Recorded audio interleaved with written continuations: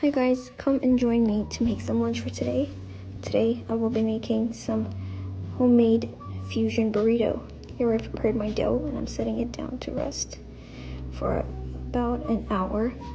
This is the dough for my homemade tortillas. Here I've also prepared some onions, garlic, bell peppers, and some tomatoes. I have my ground beef. Here I've prepared some potatoes and sliced them into strips so I could fry them as a side for my burrito. I've used about 3 big potatoes. I added some seasonings like garlic, paprika, salt, and some potato starch, and I mixed them well, and I set them aside for a couple of minutes. Then I turned my heat up on for oil. Here I'm chopping up some of the veggies that I showed you earlier in food processor so that I can add them into my ground beef mixture.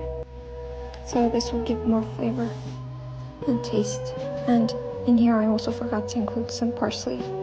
So make sure if you want to recreate this, make sure you add some parsley because it gives a lot of flavor. Here as you can see, I've heated up the oil and I'm frying my potatoes. Here I've got my ground beef mixture prepared. I added the spices and now I'm spreading it out into a flat sheet pan so that it can be easier to cut the patties into slices once they're cooked. And here on the side I've got the rest of the veggies mixed with spices. And I put them together and roasted them a little bit in the oven. And here I've got the burrito dough that I have been rolling out and cooking on a pan with no oil, just medium to low heat. I flip it every minute. I cook it on 1 minute on each side, and this is how they turned out. And here is the finished product, my homemade burrito.